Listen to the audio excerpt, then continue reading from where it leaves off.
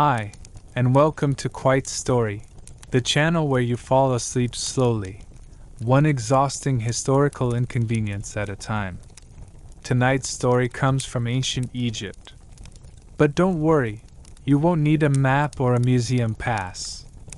Just a blanket. Or maybe a quiet fan. Wherever you are, let us know in the comments, what time is it where you're listening? Are you curled up warm? Or surviving a summer night with socks off and windows open? Either way, you're safe now. Soften your gaze. Or close your eyes entirely. Take a deep breath. You're about to find out why you would not survive even one dusty sunrise in ancient Egypt. Let's fall asleep, historically. It begins before sound, before light, with the dry rustle of woven straw as your cousin shifts in sleep. You're not awake yet. Not quite. But your nose is. It catches something sharp and ancient in the air, yesterday's sweat, burnt fish oil, and onions. Always onions. Then the frogs start. Loud, violent croaks. You wonder if they're arguing over land rights again, or performing some spiritual frog chant you'll never understand. You try to stay still, eyes shut, pretending to be dead. Maybe your family will believe you've joined the field of reeds early and leave you alone. But someone kicks your heel. Gently. Persistently.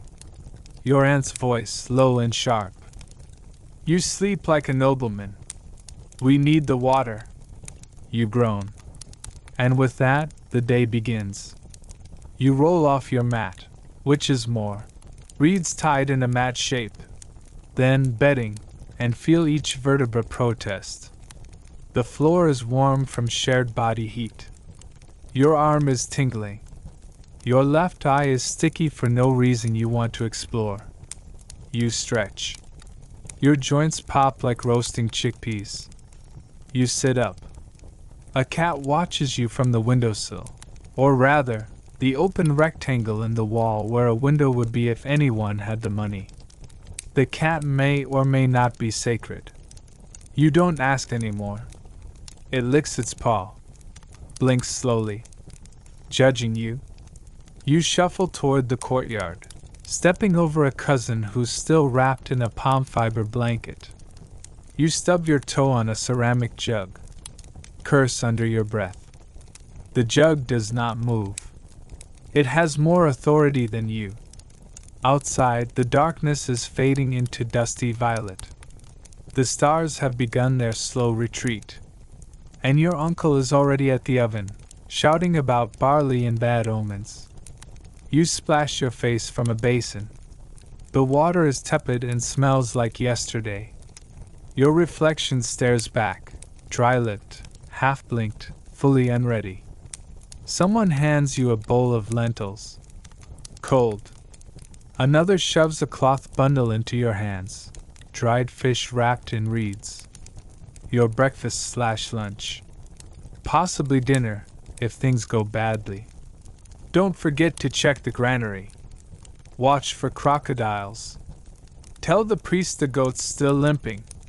And you still owe me 3 figs. The chorus of family complaints follows you like a parade of ghosts. You step out into the morning haze, trying to breathe through the soup of odors, camel dung, cooking oil, sweet rot, clay dust, someone's incense. A rooster wails somewhere, or maybe a baby. You don't stop to check. Your tunic sticks to your back already, and the sun isn't even up. The day is long. The Nile is low. And your job? Everything. Your job is everything. Draw water. Chop reeds. Patch sandals. Listen to complaints. Avoid priests. Smile at merchants. Avoid soldiers. Try not to inhale too much sand. Don't offend the wrong statue. You make it 5 steps before tripping over a basket full of onions. Again. You are convinced the onions are trying to kill you. A neighbor waves from his rooftop, offering what might be a friendly hello or a sarcastic curse. You wave back, not entirely sure which would be safer. And then, just for a moment, you stand still. The sun begins to rise, golden, slow, enormous, spilling over the flat roofs and crumbling alleys. The Nile glitters in the distance like a long, lazy snake. The frogs fall quiet. The family noises soften. The day, for one single breath, feels sacred. Then a goat headbutts your leg. You sigh and walk on. Your eyes are heavy now. The frogs are gone. The warmth of the reed mat calls you back. You survived the first light of morning, the hardest task of all. And somewhere, beneath the rising sun, ancient dust begins to shimmer like dreams. You try to grind grain with a mortar bigger than you are. You're only halfway conscious when you reach the granary. Not because you're tired, though you are, but because you refuse to believe this day is real. You didn't choose the grain grinding life. The grain grinding life chose you. Well, actually, your cousin Manny was supposed to do it. But he hurt his knee leaping over a chicken, and now it's your problem.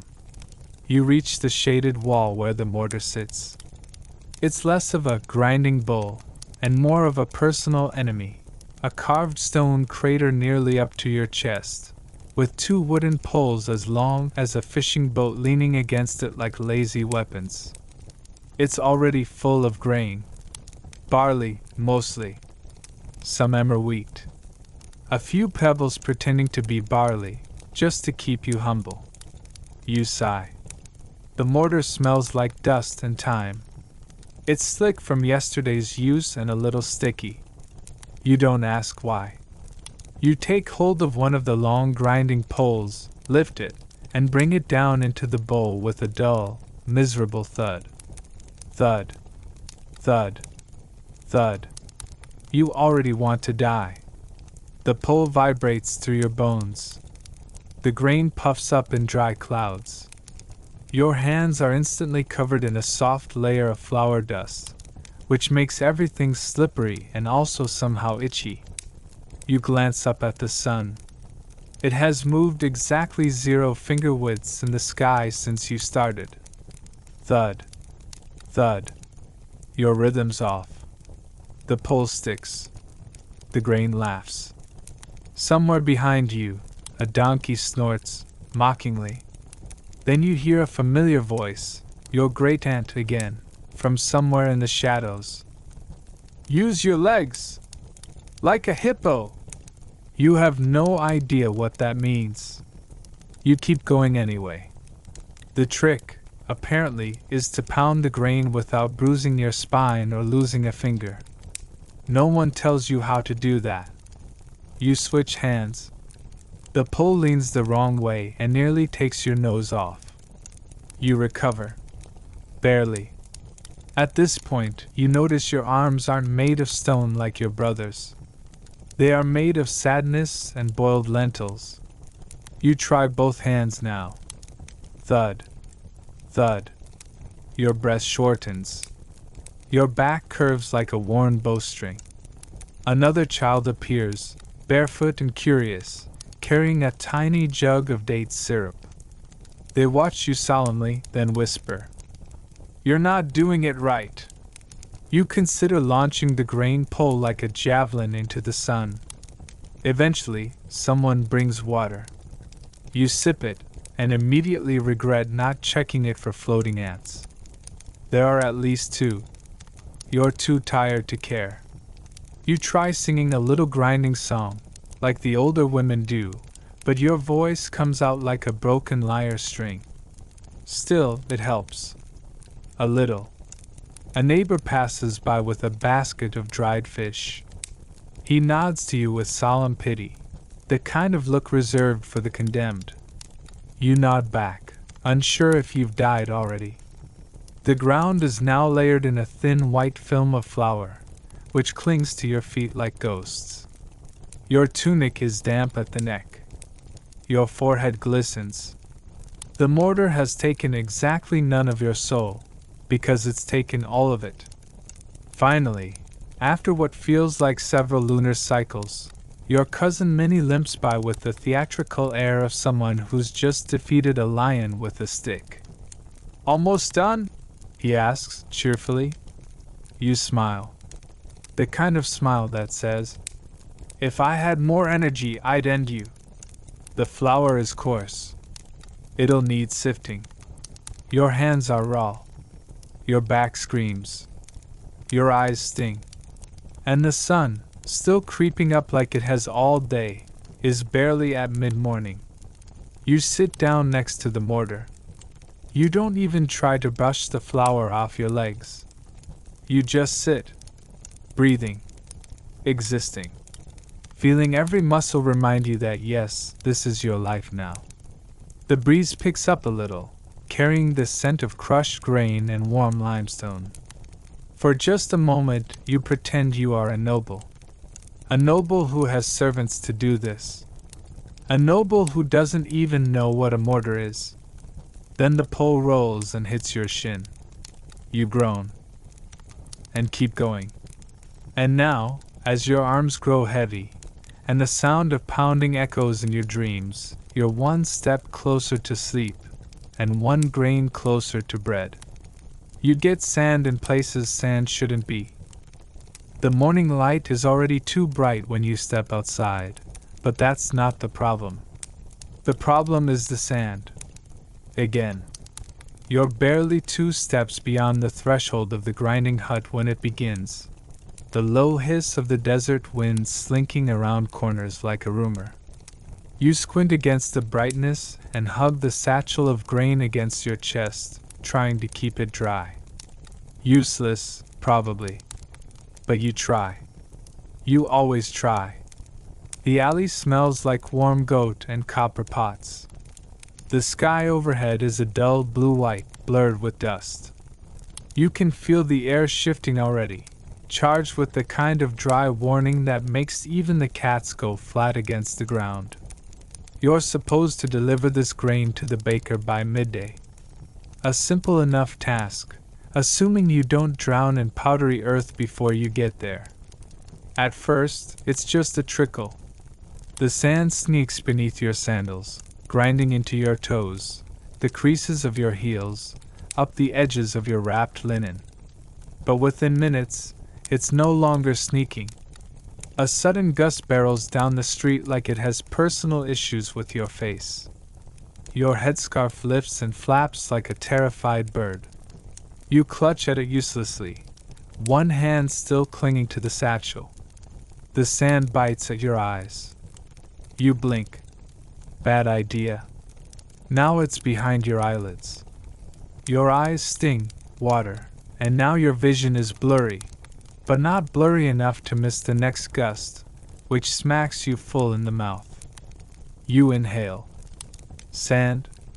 You exhale. Still sand. You try to spit. That just spreads it. It sticks to your lips, your tongue, the back of your throat. You turn a corner, hoping for shelter behind the stone wall of the scribe's quarters. The wind follows you like a scorned deity.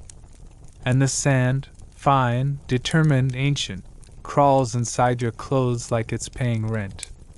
There is now sand in the crook of your elbows, in your armpits, in that delicate space behind your knees where no mortal sand should ever go. You attempt to shake it out. This only causes more to enter somehow. It's unclear what laws of nature are being broken. You consider walking backwards. You consider giving up entirely. Ahead of you, a group of children are half buried in a pile of dried reeds, giggling and throwing handfuls of sand at one another like it's a game. You want to scream, "Why would you choose this?" But your mouth is too dry and full of sand. You stagger onward, past the old potter's stall, past the little idol that someone's left offerings for 3 dates, 1 shriveled fig, and something that may have once been a bird.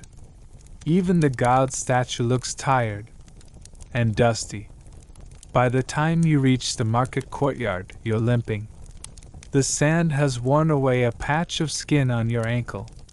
Your tunic clings to you with sweat, and under it, you are basically a human sandbox.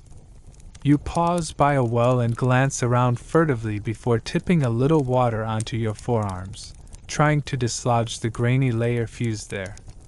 It turns into a paste. Now you're coated in mud. You sigh. You've made it worse. The baker's oven is just across the square. You see him waving, gesturing you forward. You raise your arm in return. A mistake. That movement shifts the linen of your tunic just enough that a cascade of sand slides down your spine. You freeze. Your soul momentarily leaves your body. The sun continues shining. You walk the rest of the way like a haunted person. Each step is a dry ritual in discomfort. The grain sack presses into your arms. Your shoulders ache. You are 90% dust and 10% regret. When you finally reach the bakery, you drop the grain without ceremony. The baker raises an eyebrow. Windy? You don't answer. You can't. You sit down near the oven, hoping the heat will at least kill the sensation. It doesn't. It only bakes the sand into a new layer. A crust. A second, earthier skin. You rub your nose. More sand. You lick your lips. Crunch. You close your eyes and see sand. In that moment, a pigeon lands nearby, coos once, and flies away, leaving behind a single feather. It floats lazily into your lap. It too is covered in sand. You are defeated. You lean back against the wall, your joints aching, your dignity crumbling like overbaked flatbread. A breeze passes. You flinch. But it's soft this time. Merciful. The sun has moved a finger's width across the sky. You breathe in slowly, letting it settle. Letting the stillness, the absurdity, the dryness soak into your bones. And then, like a final insult, a single grain slips between your teeth. You laugh. You don't know why. It is ancient, this sand. Older than memory. It will outlive you. It will outlive everyone. You're yelled at by a farmer for stepping on the irrigation canal. By now, you've accepted that your feet will never be clean again. You've stopped pretending. There is no escape. They are one with the Nile. Your sandals slap against the baked earth as you trudge along the edge of the barley field, sweat gluing your linen tunic to your back in awkward places. You're carrying a basket of something. You no longer remember what.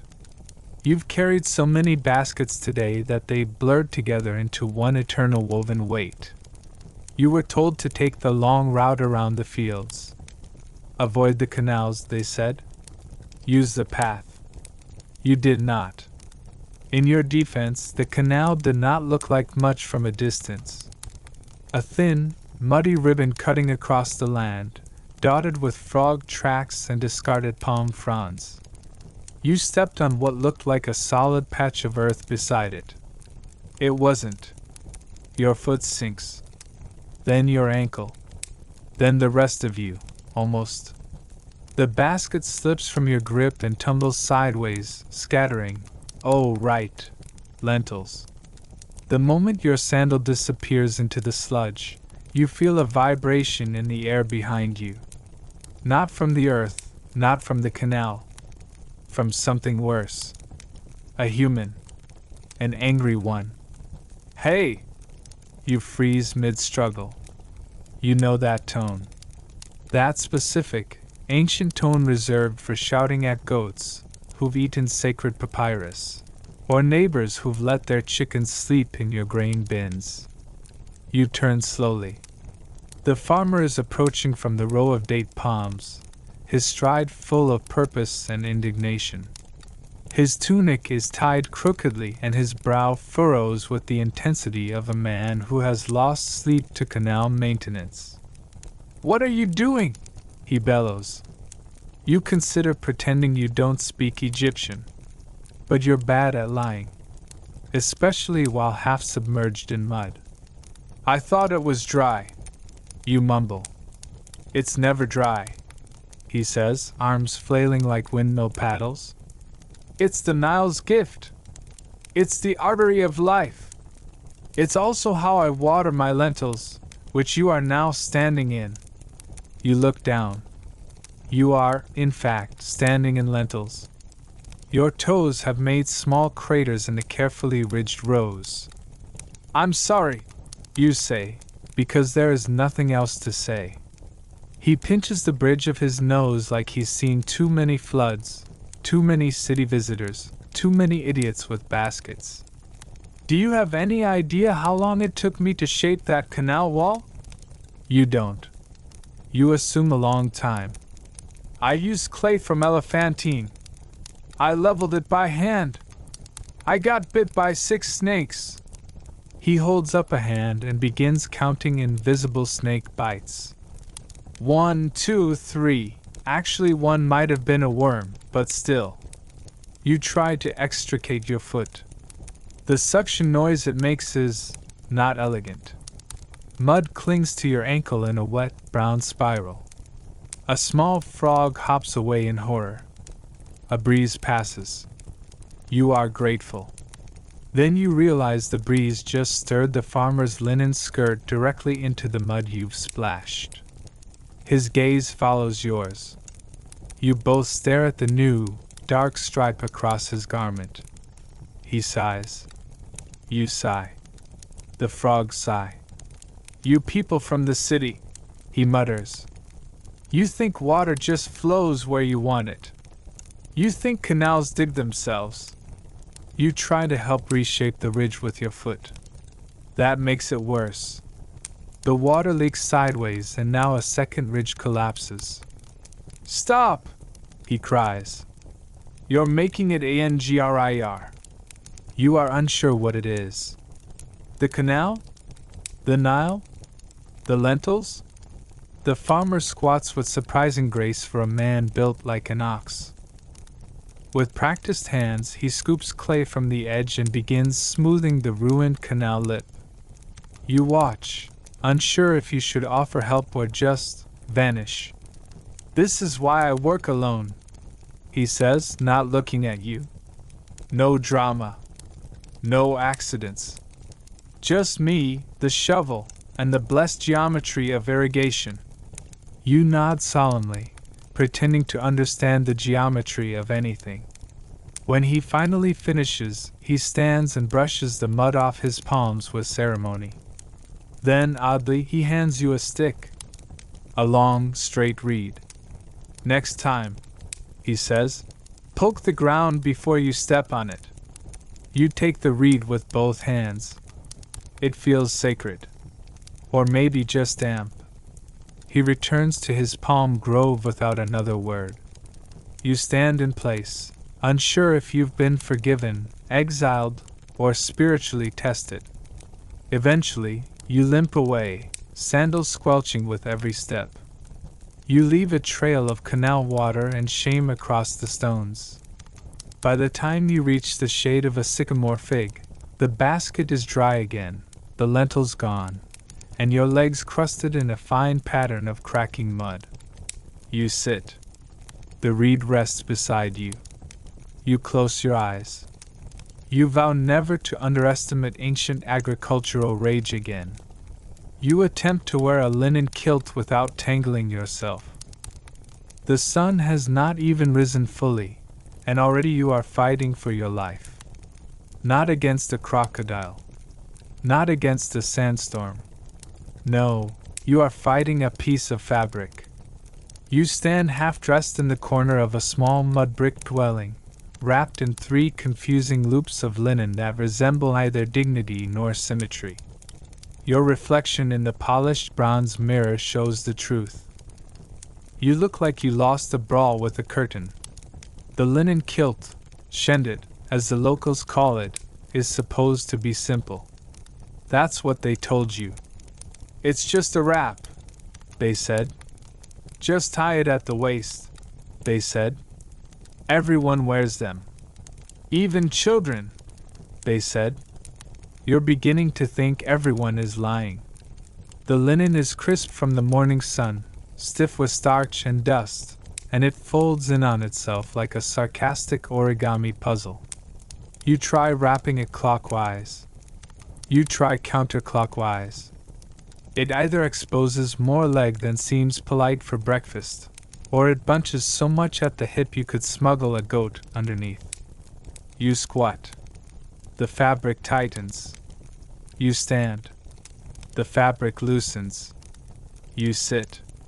It falls off entirely. From outside the reed curtain that serves as your door, you hear footsteps. Someone is approaching, probably the house steward, or worse, the high priest's assistant. You panic and try to tie a knot. It's too tight. You untie it. The whole kilt sags again. A single breeze might destroy what's left of your modesty. You shuffle sideways, one hand desperately clutching the waistband, the other trying to fold in the flap that's flapping dangerously in front. You knock over a jar of scented oil in the process. It splashes onto your foot. The floor now smells like lotus and shame. Are you ready? A voice calls from outside. You clear your throat in what you hope sounds like calm confidence. One moment. Just adjusting my dignity. There's a pause. Then laughter. Not cruel, just the warm, exhausted laugh of someone who has seen this many times before. You take a deep breath and try again. You spread the linen out across your lap like a scroll. You examine its length, its angle. There are faint creases where it was once neatly folded by someone who clearly did not anticipate your involvement. You remember someone saying, "Fold it once, then again, then tuck under and roll from the hips." That sounds like choreography. You are not a dancer. You are a slow-moving, sweaty catastrophe with limited core strength. Still you try. You fold once, then again. You do the tuck. You roll from the hips. You feel secure. You blink. Could it be? You take a careful step. No unraveling. Another step. Still in place. You dare to lift your arms over your head. The kilt holds. You feel like you've just passed some arcane trial. You imagine a god of linen watching from the afterlife, nodding solemnly. You step out into the light of morning. The farmer from yesterday passes by, his own kilt wrapped perfectly, like it's never been a struggle. He nods once, mildly surprised you're not still tangled. You feel proud. Then a gust of wind picks up, and the left corner of your carefully wrapped dignity flaps open like a temple banner. You freeze mid-stride, gripping it as fast as lightning. A passing child gasps dramatically and drops his clay ball. You quickly press the fold back in place and continue walking, trying to look like you're just adjusting your belt. Very normal. Very ancient Egyptian. You reach the edge of the courtyard, where other workers are preparing for the day, carrying baskets of onions, tying ropes, fanning embers. No one says a word, but they all glance at your kilt. Some nod politely. One woman winks. Maybe they understand. Maybe everyone has had a kilt moment. Or maybe they're just waiting to see how long you can hold it together. Literally. You faint while climbing a pyramid in the wrong sandals. There are many bad decisions in your life. But none of them, not chewing papyrus to impress a scribe, not challenging a goose for priority at the well, compares to wearing the wrong sandals to climb a pyramid. They looked fine in the morning. Soft leather, nice color, straps a bit frayed but charmingly so. They felt practical, sensible. Sandal why? But no one told you that. Climbing the side of a 140-meter stone monument under the mid-morning sun was not a light stroll along the Nile. You're not sure when the first bead of sweat appeared. Possibly at the third block. Possibly before that, when the guide casually said, "The king once climbed this in a dream. You'll do it awake." Ha ha. You're only halfway up the base level when the sandals start to betray you. At first, it's just the feeling of warmth under your feet, leather baking slowly against the limestone. Then, the left strap gives a little whimper. It's not torn. Not yet. But it stretches. It sighs. Like it knows you're not worthy. You pause, wipe your forehead with the edge of your linen kilt, which, miraculously, is staying put today, and look up. Bad choice. Because the pyramid doesn't just go up, it looms. Each block taller than your thigh. Thousands of years old. Sand-polished. Unforgiving. You are climbing the architectural equivalent of a shrugging god. You press forward. Maybe you use your hands. Maybe you grunt. Maybe you try not to cry. You certainly try not to look down. At some point, you smell something like burning papyrus. No, it's your feet. The sandals are absorbing the heat of Ra himself, turning the soles of your feet into toasted offerings. You try hopping. Bad idea. You try crouching. Worse idea. The pyramid blocks are not spaced for people your height. Or anyone's height. They are sized for kings. And gods. And trained teams of extremely enthusiastic laborers. You are none of these things. You reach a ledge, if it can be called that, and collapse onto it. Your knees are shaking. Your shoulders feel like you've been carrying amphorae of beer for 20 years. Your breath wheezes like a startled ibis. Almost there, someone shouts from above. Almost where? The afterlife? You glance down. That was another mistake. Because now you see how far up you've come. The temple grounds look like a drawing. The priests, tiny dots. The market, a pattern of sunlit movement. You, a speck with melting sandals and a prayer. The sun glares directly into your eyes. It's not just hot, it's relentless. There is no shade, no breeze, no relief. Only stone, sweat, and suffering. And then, you sway. Just a little. A wobble of the knee. A flicker in your vision. The sound of your heartbeat in your ears. Someone below says something. You can't hear. The pyramid seems to shift beneath you, not actually, but your eyes disagree. The sun grows whiter. The edges of the stone blur. You feel the world narrow to one singular thought. These sandals were a mistake. And then everything tips sideways. Your last conscious sensation is the gritty scrape of warm stone under your cheek. And then, darkness. You wake up in the shade of a linen awning. There's a goat nearby.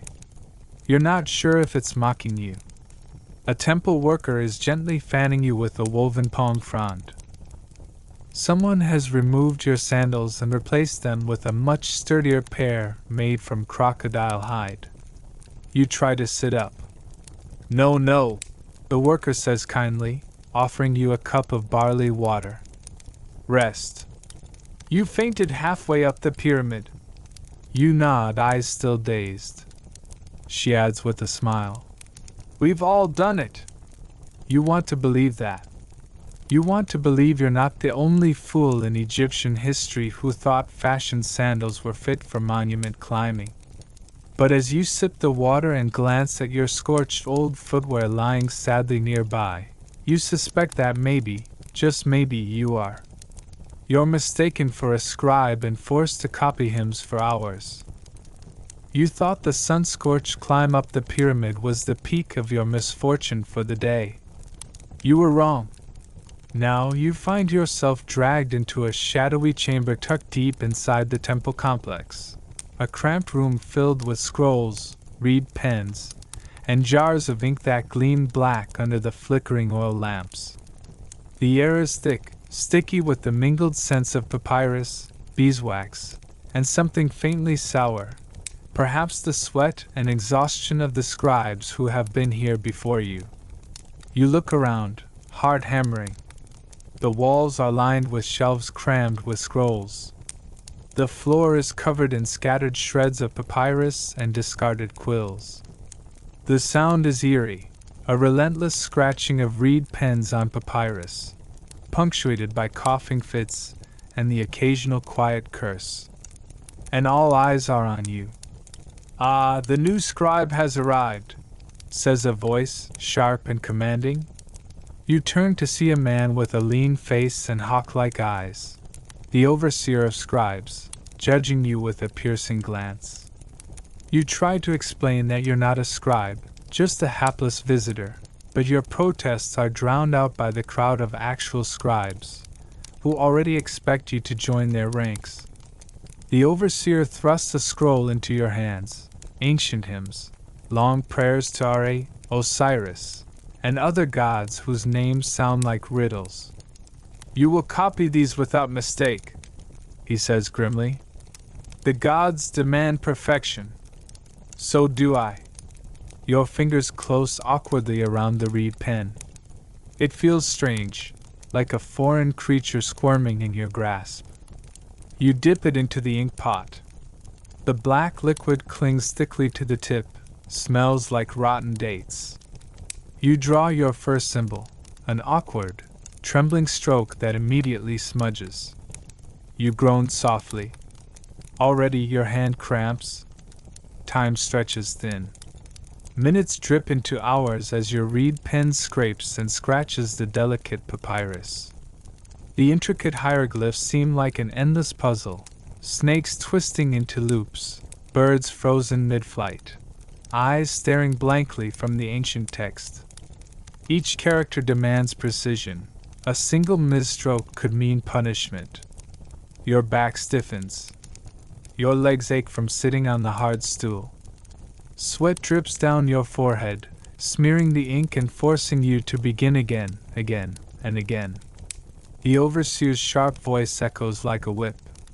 "Try again. Do not dishonor the gods with your mistakes." Your throat is parched. You long for a breath of fresh air, but the window above is just a narrow slit, offering a sliver of the glaring desert sun. Your mind wanders to the legends of the scribes, men and women whose hands never faltered, who could write poems that would echo through eternity. You try to imagine yourself among them, but the reality is more painful. Your fingers cramp, your eyes sting, and every line feels like a battle against the papyrus itself. You hear whispers from the other scribes, some sympathetic, some mocking. One mutters, "Fresh meat." Another, "He'll break before sunset." You grit your teeth and press on, the overseer's gaze a constant shadow behind you. Hours pass. You lose count of how many scrolls you have filled, how many lines you've redone. Your handwriting wobbles, your spirit frays. Finally, the overseer nods. "Enough. Take a break." You exhale, a long, shaky breath, your hand shaking as you roll up the scroll, now covered in your trembling, imperfect hieroglyphs.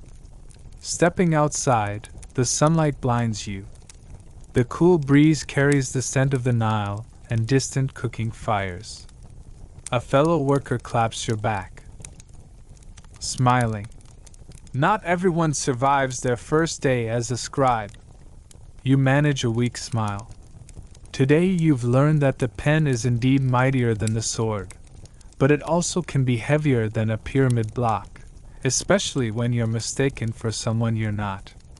You drop a fig at the Pharaoh's market and panic. The Pharaoh's market sprawls before you like a chaotic sea of colors, sounds, and smells. Every step you take kicks up tiny clouds of ochre dust, the sun blazing mercilessly above, turning the air thick and shimmering. Stalls are bursting with exotic goods, vibrant spices piled in cones, woven baskets overflowing with dates and figs, shimmering bronze trinkets, and linen cloths dyed in every shade of the Nile. The cacophony of bargaining voices, merchants' calls, clattering pottery, and children darting through the crowd assaults your senses all at once. You clutch a small woven basket tightly, the fragile figs inside nestled carefully like precious treasures. Your task seems simple enough: buy figs for the evening banquet, the grand event for which the Pharaoh's planners expect perfection. But here, amid the throng of shoppers, vendors, and street performers, even the simplest errand feels like navigating a labyrinth. The sweet scent of ripe figs draws you to a particular stall, draped with colorful fabrics and shaded by palm fronds.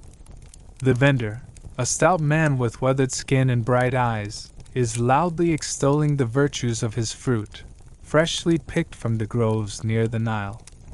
His fingers, stained with sap and earth, gesture dramatically over the plump figs, dusted lightly with a fine powder to preserve their sweetness in the relentless heat. You reach forward, focusing intently on the prize fig you've picked out. But the crowd surges unpredictably. Someone bumps into you from behind. Your grip falters. The fig slips free, tumbling from your fingers as if mocking your clumsiness. Time seems to slow. The fig arcs through the air and lands with a sickening splat on the sun-baked dirt, its sticky flesh bursting open, juices pooling around it like spilled treasure. A hush falls momentarily over the nearby stalls as all eyes fix on the ruined fruit. The vendor's jovial expression twists into a scowl. "Fool!" he shouts, voice sharp and accusing. "Do you disrespect the Pharaoh's bounty? Is this how you honor the gods who bless our land?" You feel your cheeks burn, embarrassment flooding your senses as the crowd's whispers swell into murmurs and then open scorn. Mothers pull their children closer. Traders eye you with suspicion. A few nearby men shake their heads in disapproval, as if you've insulted not just the vendor, but the sacred order of the market itself. You scramble, desperate to make amends, hands shaking as you try to scoop up the ruined figure. But it is no use. The fruit is ruined beyond repair, its sweet juice smeared over the stones, attracting a buzzing cluster of flies. The ground beneath is sticky, the air around the spot thick with the scent of spoiled sweetness. "Your carelessness will cost you," the vendor growls, stepping forward, his weathered hands clenched into fists. "Pay for the loss, or face the punishment for wasting the Pharaoh's goods." You fumble in your pouch, heart pounding as you dig for coins. The heat presses down relentlessly, and your hands tremble as you count out a few copper pieces. The vendor snatches them, eyes sharp as a hawk's. After a tense moment, he nods curtly and steps back. "Be more careful, or next time it will cost you more than just coins," he warns, voice low and threatening. You exhale, relief mingling with lingering humiliation as you retreat from the stall. But the damage lingers. Every pair of eyes in the market seems to follow your every step, judging, whispering. Your ears ring with imagined curses and insults. The weight of a simple dropped fig feels like a mountain crushing your very soul. Trying to steady your nerves, you glance around at the vibrant market life continuing unabated. The merchants shouting prices, the children chasing each other, a juggler tossing flaming torches. The world spins on, indifferent to your small failure. You remind yourself that in ancient Egypt, every act carries weight, every gesture can be laden with meaning. The gods watch from their golden thrones, the pharaohs will shape every corner of life, and even a single fallen fig can ripple into disaster. As you push forward through the crowd, the basket still clutched in your sweaty hands, you silently vow to tread more carefully.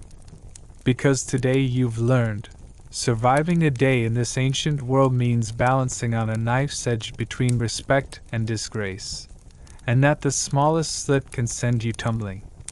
You accidentally offend a priest by touching the wrong cat. The afternoon sun beats down mercilessly as you weave your way through the temple district's labyrinthine stone corridors. The air is thick with the fragrant smoke of burning incense, swirling upward in delicate tendrils around the towering statues of gods and goddesses. The hum of chanting priests echoes faintly from the sanctuary chambers, a constant reminder of the sacred duties that govern this place. Your mission seems simple enough: deliver a message to the priest overseeing tonight's elaborate ritual honoring Batet, the cat goddess. Yet, as you step cautiously into the courtyard, the bustling scene around you hints at how easily even small missteps can spiral into grave offenses. Amid the shadows cast by towering columns, a sleek black cat lounges serenely on the warm sandstone floor, its emerald eyes gleaming with inscrutable wisdom. You pause, feeling the irresistible urge to reach out and stroke the glossy fur of this revered creature. Cats are not just animals here, they are sacred, embodiments of divine protection, and to touch one is an honor reserved for the faithful. Slowly, you extend your hand, fingers trembling slightly with nervous respect. The cat does not move, its gaze calm but piercing. Your palm gently brushes its silky coat. Suddenly, a stern voice booms across the courtyard, sharp and accusing. "Stop!" The priest steps forward with a commanding presence, robes immaculate and embroidered with golden symbols of the gods. His eyes burn with a mixture of anger and disappointment as he fixes you with a penetrating stare. "That cat belongs to Sekhmet, the fierce lioness goddess," he declares, voice laced with authority. "You have defiled the sacred by touching her chosen guardian. Such disrespect is unforgivable." You blink in shock, heart thudding in your chest as confusion floods your mind. You stammer out a hurried apology, trying to explain you meant no harm, that you only wished to show kindness to the creature. But your words fall flat against the priest's rigid judgment. Around you, temple attendants and worshippers pause their prayers and rituals, their eyes narrowing in silent condemnation. Whispers ripple through the crowd, rumors of punishment and bad omens for those who insult the gods. The black cat rises gracefully, tail flicking with an air of disdain, and slinks away to a shaded niche behind a large stone urn. You watch it disappear, feeling both foolish and deeply unsettled. The priest approaches, his gaze unwavering. "You must cleanse yourself of this impurity," he intones solemnly. "A ritual purification is necessary to restore your honor and appease Sekhmet's wrath. You will offer milk, incense, and the sacred lotus flower at the altar. Only then may you be forgiven." Your palms grow clammy as you follow the priest's instructions, fumbling awkwardly with the offerings. The heavy weight of tradition presses down on you. You realize how deeply every gesture, every action in this ancient land is woven with spiritual meaning, how thin the line is between devotion and offense. As you perform the purification rites, chanting the prescribed prayers under the watchful eyes of the priests, your mind races. How many other invisible rules govern daily life here? How many tiny mistakes could unravel your safety and status? The crowd slowly disperses, and the temple returns to its rhythmic chants and sacred rituals. You stand alone by the altar, feeling the lingering heat of the sun and the cool shadow of divine judgment. You breathe deeply, reminding yourself that surviving even a single day in ancient Egypt requires more than just strength or cunning. It demands reverence, knowledge, and an almost instinctive respect for the unseen forces that shape every moment. With a final glance at the empty spot where the cat had rested, you vowed to tread more carefully. The gods are watching, and you cannot afford another misstep. You try to read hieroglyphs and only recognize a bird. The temple walls tower above you, their smooth limestone surfaces adorned with intricate carvings that tell stories older than time itself. The colors, once vivid, have faded to muted pastels, but the craftsmanship remains breathtaking, a testament to the devotion and skill of countless artisans who dedicated their lives to immortalizing the gods and the pharaohs. You stand before one of the largest relief panels, a sprawling tapestry of hieroglyphs and images depicting gods, kings, and sacred rituals. The carved symbols flow in neat rows and columns, each a fragment of a complex language that shaped the very fabric of this civilization. You squint, trying to decipher the meaning. You had hoped your brief lessons in reading hieroglyphs would come in handy, but the truth hits you hard. Aside from a few recognizable shapes, a bird here, a basket there, the rest is an indecipherable jumble of lines, shapes, and mysterious icons. Your eyes linger on the bird symbol, a familiar one you remember from your studies. The ibis, sacred to Thoth, the god of wisdom and writing. The ibis seems almost to mock you, its simple form standing out amid the overwhelming complexity. You trace the bird with your finger, feeling a mix of frustration and awe. Suddenly, a shadow falls over the panel. You turn to see an elderly scribe, his fingers stained with ink and papyrus scraps tucked under his arm. His eyes, sharp and knowing, scan you carefully before speaking in a low, measured tone. Attempting to read without understanding is like wandering in a desert without water, he says. These symbols are not mere pictures. They are the language of the gods, carrying power and meaning beyond the surface. He gestures toward the hieroglyphs. Each symbol can represent a sound, a word, or an idea. To read them is to unlock secrets, but it takes years of dedication. You nod, feeling the weight of his words. The scribe then beckons you closer, pulling out a small scroll and unrolling it carefully. It contains the Rosetta Stone of your lessons, basic phonetics and common signs. For what feels like hours, he patiently guides you through the labyrinth of symbols. You learn the difference between a determinative and a phonogram, stumble over complex characters, and marvel at how the language combines art and sound in ways unlike anything you've seen. Yet, despite this crash course, you are painfully aware that your knowledge barely scratches the surface. The scribe's work, copying texts, recording rituals, chronicling history, is a lifelong commitment. You glance at the scribe's weathered hands, trembling slightly but still steady as they maneuver the reed brush with practiced grace. The sun begins to lower in the sky, casting a warm glow on the temple stones.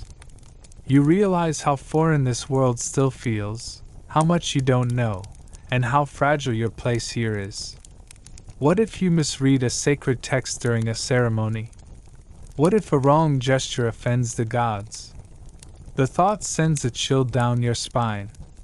Before you leave, the scribe smiles faintly, handing you a small carved bird amulet, a token of encouragement and a reminder of the journey you've begun. Keep learning, he says softly. One day, these signs will speak to you clearly. You tuck the amulet safely into your robes, feeling a flicker of hope amid the overwhelming mystery. The path to understanding ancient Egypt is long and winding, but you've taken your first tentative steps. As you walk away from the temple wall, your eyes catch one more hieroglyph, a simple bird soaring upward. Maybe, just maybe, it's a sign that you'll one day soar beyond ignorance and find your place in this ancient world. You're invited to a nobility banquet and realize you smell like barley.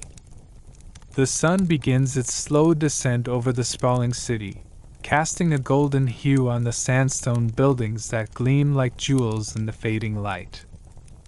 Just as you begin to think the day might end quietly, a servant approaches you with a delicate clay tablet, sealed with a scarab insignia.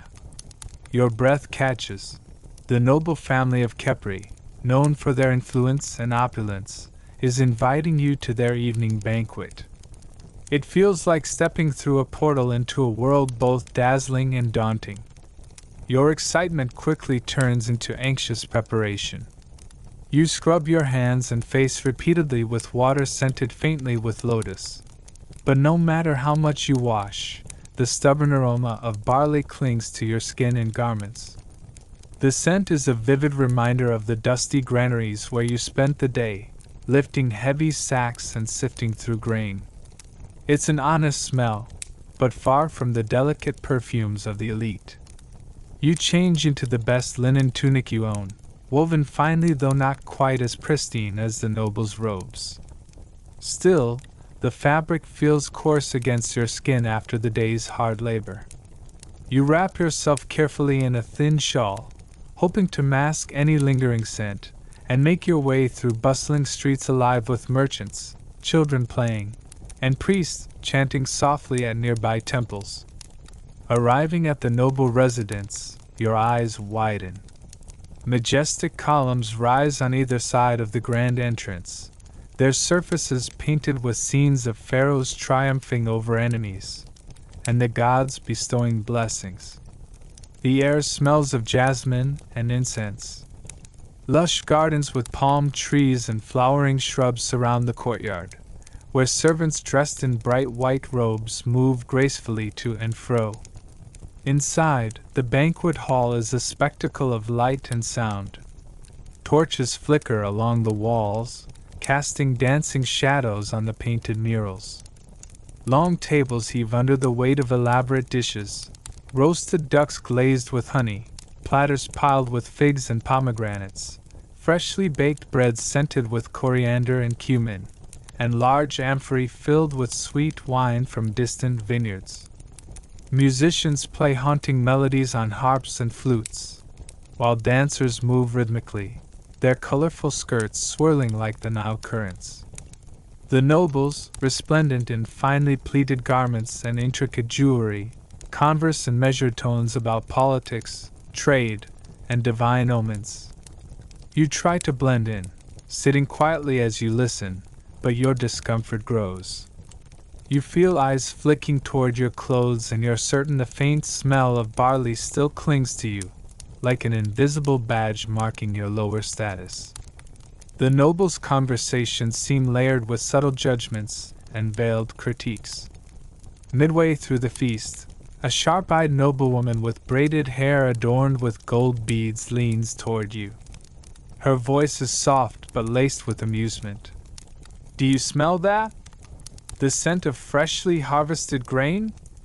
You flush, embarrassed but unable to deny the truth. "Yes," you admit quietly. "I was working in the granaries today." She laughs gently, the sound warm but knowing. "A humble beginning is no shame. It means you understand the backbone of Egypt, the sweat, the soil, the grain that feeds our great civilization." She pauses, her eyes studying yours. "Tonight, though, you are our guest. Let go of your worries and savor the finer things."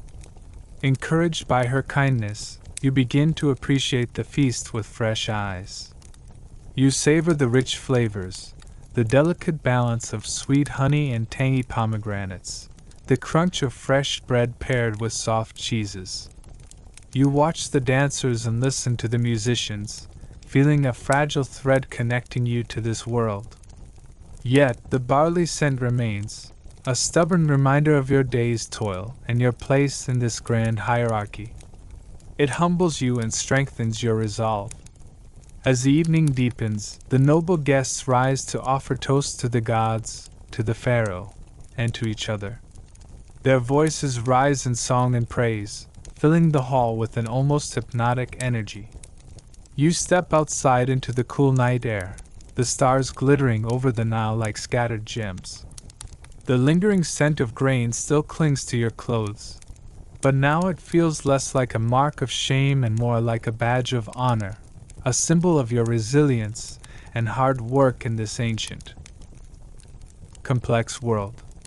You realize that to survive here, you must navigate worlds apart, the world of the elite, wrapped in luxury and ceremony, and the world of the common folk, grounded in sweat and soil.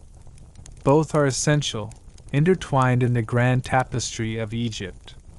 With a final glance back at the glowing windows of the banquet hall, you vow to return, not as an outsider, but as someone who understands the power and price behind every feast, every grain of barley, and every whispered secret in the corridors of power. You hide from the sun under a clay pot, and it works too well. The Egyptian sun is no gentle companion. By midday, its relentless rays beat down with such intensity that even the hardy sandstone buildings seem to radiate heat like glowing embers. The very air shimmers, creating mirages on the horizon, and your skin feels as if it's melting under the endless blaze. Every step you take across the dusty streets drains a little more strength from your body. Sweat pours down your forehead, stings your eyes, and trickles down your back, dampening your linen tunic until it clings uncomfortably to your skin. You are desperate for relief. You glance around wildly for any sign of shade, some sanctuary from the oppressive sun, but the narrow alleys offer only fleeting refuge. Then your eyes fall on an overturned clay pot, larger than you expected, resting beside a small alcove near the bustling marketplace. It's dusty and rough, but the thought of a shadowed shelter, however modest, is irresistible. Without hesitation, you crawl underneath the pot, folding your limbs awkwardly to fit into the small space. The terracotta is cool to the touch, and immediately, a wave of relief washes over you. The air here is noticeably cooler, the sun's burning rays finally kept at bay. For a time, you luxuriate in this hidden nook. The muffled sounds of the market, the shouting of vendors, the clinking of pottery, the bleating of goats, reach your ears faintly through the thick walls of the pot. You close your eyes and allow your body to rest, savoring the rare coolness. The slight dampness of the earth beneath you seeps through your clothing, but it is a small price to pay for the reprieve from the heat. But the relief is fleeting. As minutes tick by, you begin to realize the pot is a double-edged sword. The air inside grows still and heavy, lacking circulation. Your breath starts to feel warm and slightly labored, as if you're breathing the same hot air over and over. The coolness you first felt gives way to a stifling closeness, and the faint smell of baked clay turns sour as it mingles with your own sweat. The humidity trapped inside the pot makes your skin prickly and uncomfortable. You try to adjust your position, but the space is cramped, your movements restricted by the narrow confines. Panic flares briefly. What if you've traded one danger for another? You're safe from the sun, yes, but what if you start overheating in this tiny earthen oven? Suddenly, the quiet is broken by footsteps approaching, slow and curious.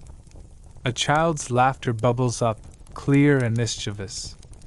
The voice of a local boy calls out in the native tongue. "Hey! Who's hiding under that pot?" You freeze, heart pounding. You consider holding your breath and staying perfectly still, hoping to remain invisible, but the air is growing thin, and your lungs protest. Summoning courage, you carefully crawl out into the harsh daylight, blinking against the sudden brightness. The boy stands grinning, amused by your predicament. He points at the pot and shakes his head with a chuckle. You picked the perfect shade, but not the best place to cool off. You laugh weakly, wiping sweat from your brow, grateful for his light-heartedness. The sun is relentless, you admit. I needed any shelter I could find. He nods knowingly. The sun can be a friend, but also a cruel master. Many of us learn that lesson the hard way. You thank the boy and watch as he runs back toward the marketplace, his laughter fading into the hum of the city. You take a deep breath, feeling the heat on your skin again, sharper than before but tempered by a newfound respect. Rising, you adjust your tunic, brushing dust from your knees, and prepare to face the afternoon's challenges once more. The city buzzes around you, merchants bartering, priests chanting, and children playing, each person enduring the sun's fierce judgment in their own way. You realize that survival here demands more than just physical endurance.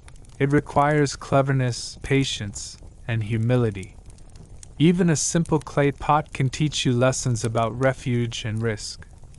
In this ancient land, the balance between comfort and danger is fragile, and one must learn to navigate it carefully. As the sun finally begins to lower toward the western horizon, softening its glare and painting the sky with streaks of pink and gold, you feel a quiet triumph. You have survived the sun's wrath, learned a little more about this mysterious place, and discovered that sometimes the best shelter isn't perfect, it's just enough. You pretend to know how to make papyrus scrolls. The market buzzes around you as artisans and scribes set up their stalls, displaying bundles of freshly made papyrus scrolls, their smooth surfaces catching the sunlight. Today, your task seems simple on paper. Observe the papyrus makers, understand their craft, and report back. But the truth is, you have no idea how papyrus is made, and worse, everyone here expects you to be an expert. The first thing you notice is the long, thick stalks of papyrus reeds piled in bundles nearby. Their greenish-yellow stems stretch nearly as tall as you, with a firm but fibrous texture. You watch as a craftsman expertly strips the stalks, peeling off the outer layers to reveal the softer inner pith. He cuts the pith into thin strips, then carefully lays them side by side on a flat wooden board, overlapping slightly. Next comes the delicate layering, a second set of strips placed perpendicular to the first, forming a grid of interwoven fibers. With practiced precision, the artisan presses the layers together using a flat wooden mallet, pounding rhythmically to bind the fibers without tearing them. The crushed layers soak up water and natural sap, which acts as a glue, bonding the strips into a thin, flexible sheet. You nod along, trying to look confident, though your hands itch to try it yourself. When a scribe nearby invites you to demonstrate your skills, panic rises. You stumble through an explanation about soaking the strips, just enough, and pressing, firmly but gently, hoping your vague descriptions buy you some credibility. Then comes the drying process. The freshly made sheets are laid out in the sun on a flat surface, absorbing the heat as they slowly stiffen and smooth. The artisan shows you how the dried sheets are polished with a smooth stone to make writing easier, the surface becoming almost glossy. All the while, you imagine what it must be like to actually know these steps. The feel of the fibrous stalks in your hands, the smell of fresh-cut reeds, the slow patience required to transform raw plant into precious scroll. Instead, you fidget nervously, answering questions with vague phrases and hoping no one presses you for a demonstration. Suddenly, a group of young scribes gathers around, their eyes sparkling with curiosity. One challenges you to write a few hieroglyphs on a scrapped sheet. Your heart pounds. You reach for a reed brush and dip it hastily into ink, trying to mimic the shapes you've seen but ending up with awkward, shaky marks that look more like random scratches than sacred symbols. The scribes exchange amused glances. "You're new to this," one says with a teasing smile. "But don't worry, even the greatest scribes began as novices." Relief floods you. You laugh along, admitting, "I'm learning." In this moment, surrounded by the vibrant life of the Egyptian market, you understand that knowledge here is a journey, not a destination. Pretending is one thing, but genuine curiosity and a willingness to learn might just carry you through this strange and ancient world. As the sun dips lower and the crowds begin to thin, you tuck away a small bundle of papyrus sheets gifted by the kind artisan. You know they will serve as a reminder of this humbling day, a day when you pretended, fumbled, and ultimately embraced the mystery of the scroll. You're chased by a goose sacred to Thoth. The morning sun blazes overhead, turning the dusty streets of the village square into a warm, shimmering maze. You navigate the bustling market, the chatter of merchants hawking their goods and the scent of fresh bread mixing with the dry, earthy smell of the Nile's nearby banks. You're trying to focus on your list of errands, but your attention is pulled by a peculiar sight: a proud, white goose with glossy feathers that gleam like polished ivory. This is no ordinary bird, you remind yourself quickly. This goose is sacred to Thoth, the god of wisdom, writing, and knowledge. To the people around you, it is not just a bird but a divine emissary, an embodiment of divine intelligence and protection. Its presence commands respect and a wide berth. Despite the whispered warnings of locals, your clumsiness gets the better of you. Maybe it's the uneven cobblestones beneath your feet, or the jostling crowd that nudges you off balance. Suddenly, you find yourself perilously close to the sacred goose's path. A sudden honk pierces the din, a loud, sharp sound that makes heads turn. The goose's small, piercing eyes lock onto you with unmistakable fury. With a flap of its wings, it lunges forward, feathers rustling fiercely as it honks in anger. You're caught off guard by its boldness and speed. This is no gentle creature. Heart pounding, you pivot and sprint away, weaving through startled vendors and scattering baskets of figs, dates, and olives that tumble onto the dusty ground. The goose gives chase, honking aggressively, its claws scrabbling after your sandals. You can almost feel the rush of feathers brushing against your legs as you dash through the crowd. Laughter and cries of surprise erupt from bystanders as you bolt past. "Watch out for the sacred goose!" a fruit seller calls, shaking his head knowingly. A woman scoops up her startled children, eyes wide as the spectacle unfolds. The crowd parts, both amused and shocked, forming a chaotic corridor for your frantic escape. Your foot catches on a stray basket handle, sending you stumbling, but you catch yourself just in time. The goose honks triumphantly and closes the gap, snapping at your hem with sharp pecks. Desperately, you wave your arms, trying to fend it off, but the bird is relentless, its aggression fueled by something ancient and divine. Just when you think you'll be overwhelmed, a figure appears, a priest, robed in fine linen, his expression calm yet commanding. He strides through the crowd with purpose, raising a hand as if calling the storm to calm. His voice is soft but firm, and though you don't understand his words, you see the goose's fierce eyes flicker in hesitation.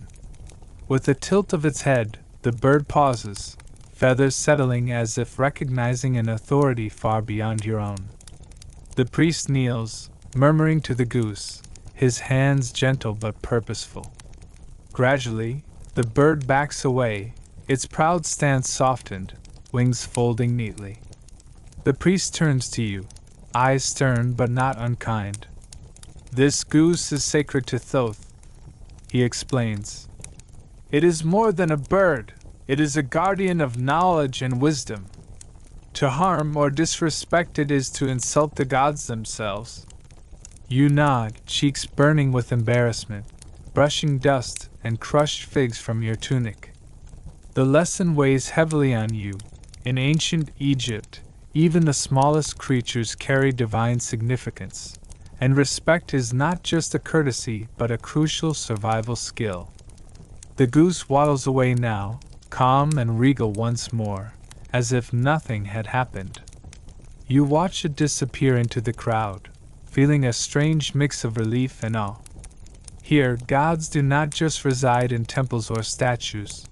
They walk among mortals in feathers and beaks, demanding reverence. You take a deep breath, steady your racing heart, and remind yourself that this day is far from over. Whatever challenges lie ahead, you'll face them with a new respect for the power woven into every corner of this ancient world. Hopefully, next time, you'll avoid divine retribution in the form of an angry, sacred goose. With a sheepish grin and a final glance over your shoulder, you prepare to move on, vowing to tread more carefully, or at least to keep a better lookout for the gods in disguise. You tried to flirt at the Nile festival and spill pomegranate juice on yourself. The Nile festival is a celebration unlike any other, a vibrant explosion of life in the heart of ancient Egypt. The air hums with the sounds of music, chatter, and the scent of incense curling lazily through the warm evening air. Palm fronds sway gently as lanterns flicker to life, casting a golden glow over the gathering crowd. Stalls line the streets, piled high with fragrant dates, figs, and bright pomegranates, their deep red seeds glistening like rubies in the fading sunlight. You stand nervously near the edge of the festival, clutching a small clay cup filled with pomegranate juice, sweet, tart, and thick with the richness of the season. Your heart pounds in your chest as you scan the crowd, searching for the young woman who has captured your attention. She moves gracefully through the throng, her laughter light and melodic, a sharp contrast to the booming drums and lively flutes that fill the air. Summoning every ounce of courage, you step forward, rehearsing your greeting in your mind. Your palms are sweaty, and your throat feels dry, but you tell yourself this is the moment to make a connection, to bridge the gap between stranger and potential companion. As you approach, your eyes meet hers, and you catch a spark of interest, or perhaps amusement, in their depths. Just as you open your mouth to speak, disaster strikes. Your foot snags on a loose stone hidden beneath the dust and straw, and you stumble forward. The cup in your hand tilts precariously, and before you can steady it, a thick stream of ruby-red pomegranate juice spills over your hand, dripping down your wrist and staining the fine linen of your tunic in vivid, embarrassing splotches. Gasps ripple through the nearby crowd. Children stop their games, vendors pause their sales pitches, and the music falters for a moment as heads turn in your direction. The young woman's eyes widen in surprise, and your cheeks burn with a mix of shame and panic. You frantically wipe at the stain with the corner of your tunic, but only succeed in smearing the juice further across the fabric. Feeling every eye on you, you swallow hard and attempt to laugh it off. "Well," you say, voice trembling slightly, "I suppose I'm leaving a lasting impression." The young woman smiles then, a genuine warmth in her gaze that cuts through your embarrassment. "At least you're memorable," she replies with a teasing sparkle, stepping closer to offer you a cloth soaked in cool water from a nearby vendor. As you dab at the stain, the crowd's attention slowly shifts back to the festival's festivities. Dancers twirling in colorful robes, musicians coaxing melodies from their instruments, and the aroma of spiced meats and fresh bread wafting through the air.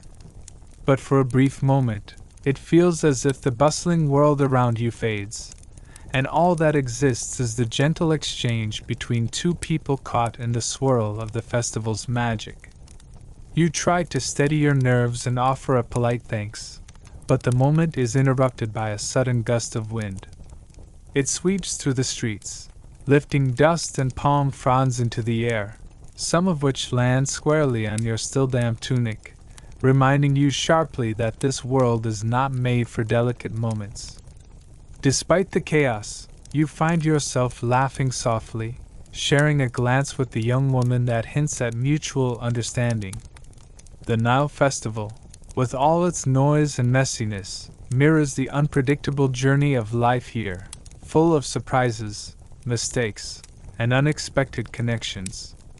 As the sun dips below the horizon and stars begin to twinkle over the river, you realize that even a spilled cup of pomegranate juice can lead to a story worth remembering, one that you'll carry with you long after the festival lights have dimmed.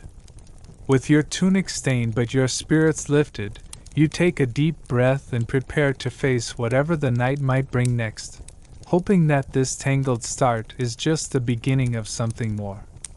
You witness an embalming and forget how to breathe. The day begins with a strange stillness that immediately sets you apart from the bustling life of ancient Egypt's streets. You find yourself guided by a solemn priest through towering sandstone columns into a dimly lit temple courtyard, where the embalming ritual is to take place. The air here is thick and heavy, a mixture of incense smoke, herbs, and something faintly metallic that prickles at the back of your throat. You swallow hard, suddenly very aware of every breath you take, as if the very act of breathing is an ordeal. Around you, a crowd has gathered, though silence hangs like a heavy cloak. Priests garbed in linen robes move with precise, practiced movements, their hands steady and unflinching despite the morbid task ahead. The air vibrates with the low, rhythmic chanting of sacred hymns invoking Osiris, the god of the afterlife, and Anubis, the guardian of the dead.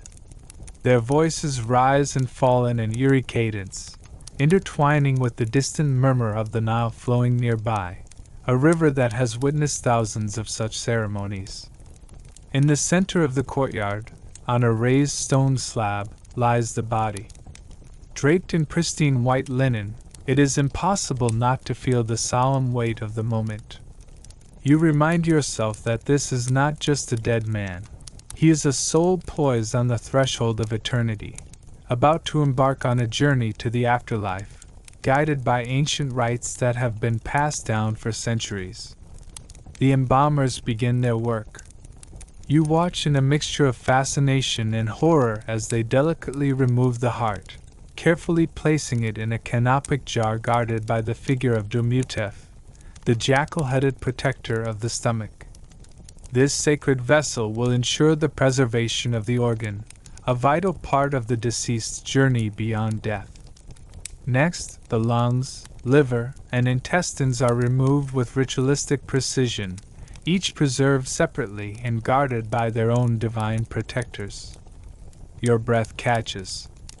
The raw reality of the open chest cavity, the dark reddish hues, the strange yet mesmerizing tools, they all conspire to overwhelm your senses. You try to focus on the ritual, on the purpose behind these acts, but your mind staggers under the weight of mortality made so vividly real before your eyes. The embalmers work slowly, coating the body in natron, a natural salt mixture that will dry and preserve the flesh. The scent is harsh and almost suffocating, yet intertwined with the sweet fragrance of myrrh and cedarwood that the priests anoint the body with to mask the stinging odor. The ritual is both a science and a sacred ceremony, an elaborate balance of preserving the physical form and preparing the soul for its spiritual voyage. You realize you have been holding your breath for an eternity. Your throat is dry, your chest tight, and a wave of dizziness washes over you. The chanting continues, a hypnotic lullaby to the dead, but to you, it feels like a heavy shroud pulling you under. Around you, the crowd remains silent, each person lost in their own thoughts or prayers. You glance at their faces, old and young, rich and poor, and see reflected in their eyes the universal fear and hope that death inspires.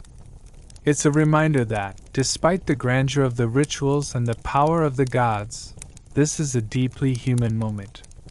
The final step comes, the wrapping.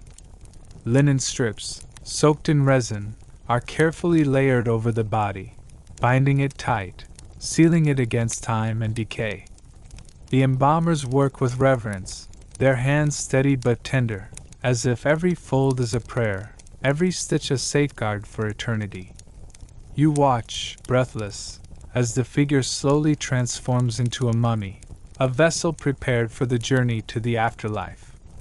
The sun begins to dip low, casting long shadows across the courtyard. Outside, the Nile glimmers softly in the evening light, a constant and silent witness to the endless cycle of life and death. You step back, finally exhaling deeply as the tension drains from your body. The weight of the experience lingers, heavy but profound, a reminder that in this ancient land, death is not an end but a sacred passage, a complex dance between the physical and the eternal. As you walk away from the temple, your steps slow.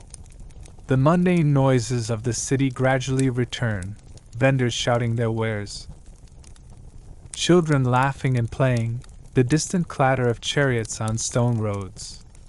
But the image of the embalming, the rituals, and the reverence of the priests remains vivid in your mind, a haunting echo of a world where life and death are intertwined in ways you are only beginning to understand. For a long while, you stand by the riverbank, watching the Nile flow endlessly toward the horizon, carrying with it stories of countless souls and the mysteries of a civilization that shaped the course of history. You realize then that to live in ancient Egypt is to live always in the shadow of eternity, and to witness such a ceremony is to glimpse the fragile thread that connects all mortal lives to something far greater than ourselves. You're put in charge of carrying perfume jars and instantly trip.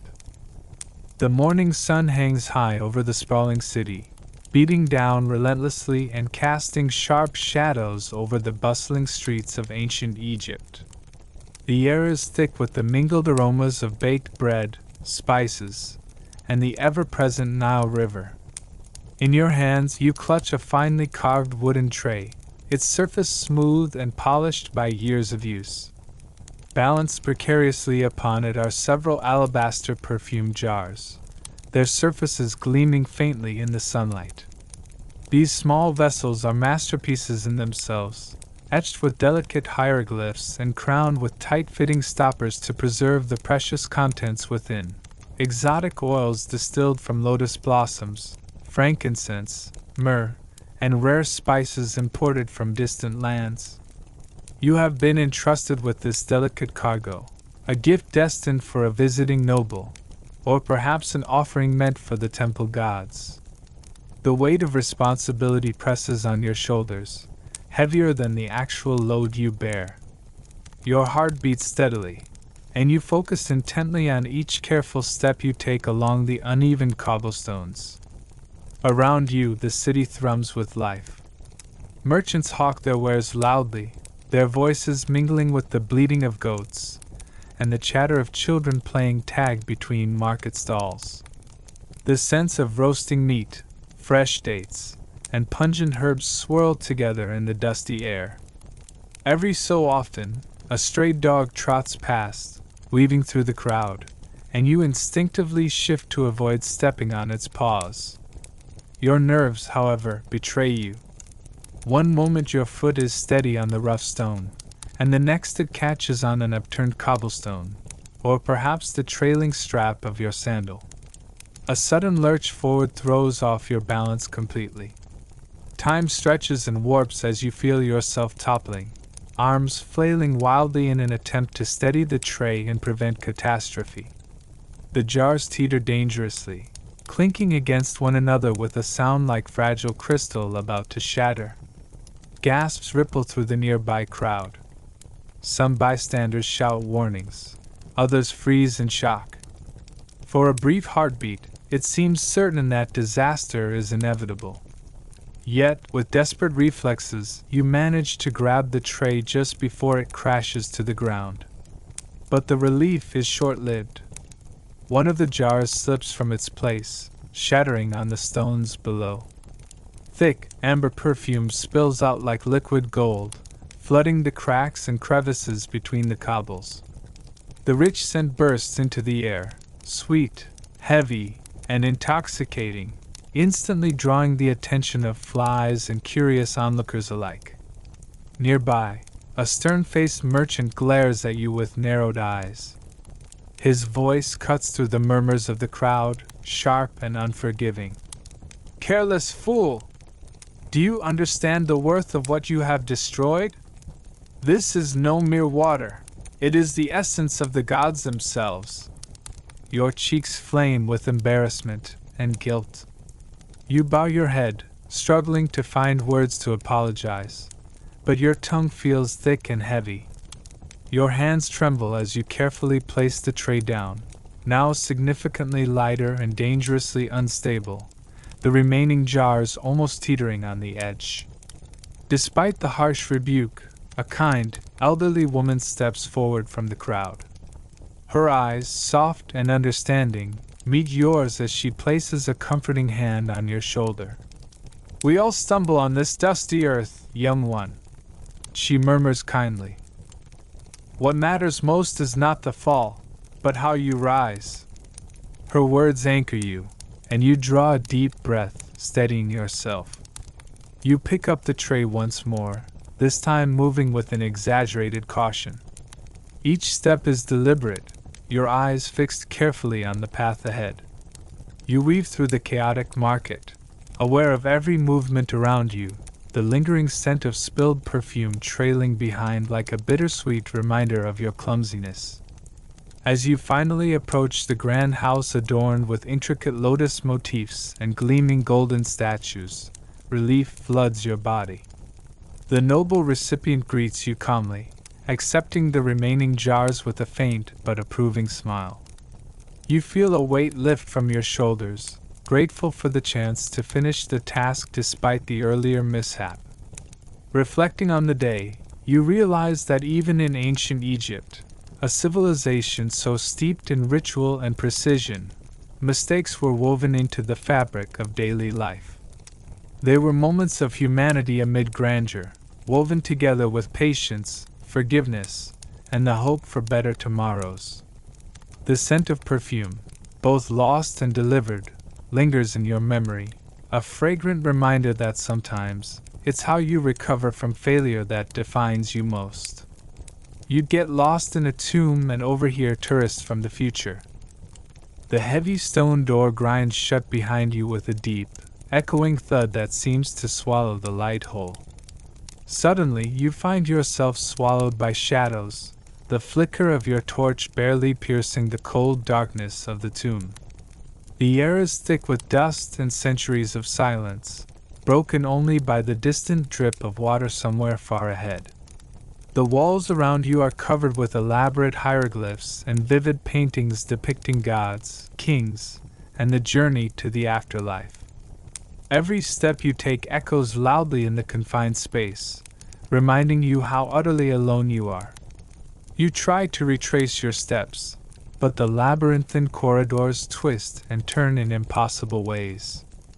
The tomb seems endless, a maze designed to confuse and trap any intruder, or perhaps to protect the sacred secrets within. As panic creeps in, you stop to catch your breath, pressing your back against the cool stone wall. Suddenly, faint voices reach your ears, whispering in a strange language you don't recognize at first. You creep toward the sound, heart pounding, and soon realize that you are overhearing a group of people, tourists, judging by their excited chatter and digital devices glowing softly in the dark. "They said this tomb dates back over 3,000 years. One voice marvels. "Can you believe people lived like this?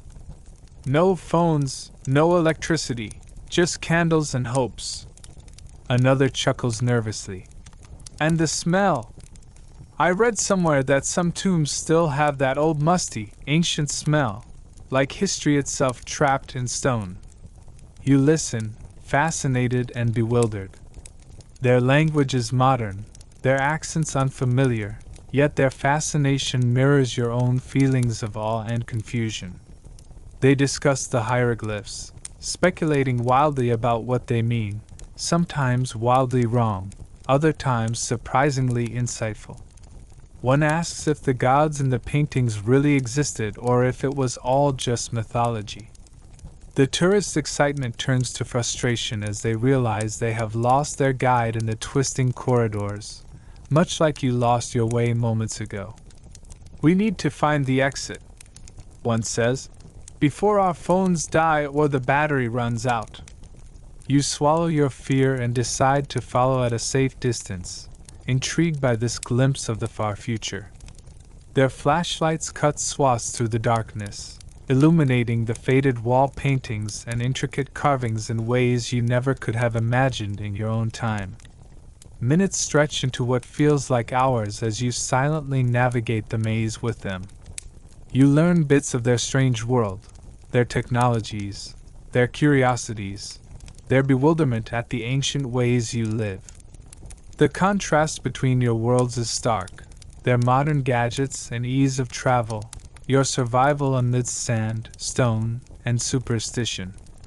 Finally, the distant glimmer of sunlight spills through a narrow crack ahead.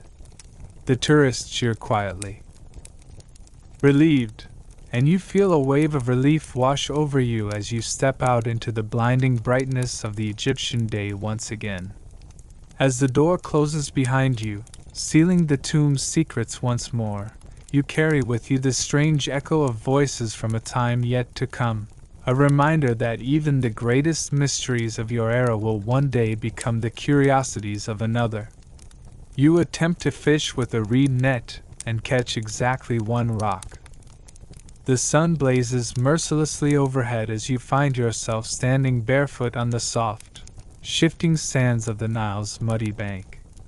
The river's gentle current licks at your toes, whispering promises of an easy catch, fresh fish to fill your belly. In your hands, you clutch a freshly woven reed fishing net, a crude but time-honored tool, painstakingly made by the village artisans from bundles of slender papyrus reeds, soaked and tied with strips of linen. You take a deep breath and cast the net into the shimmering water with all the hope and confidence of a seasoned fisherman, picturing the silver flashes of fish soon to be caught. The net unfurls in a wide circle, sinking slowly beneath the surface. For a moment, the water is perfectly still, as if holding its breath. Then, with a sudden pull, you heave the net back toward shore, eager to see the fruits of your labor.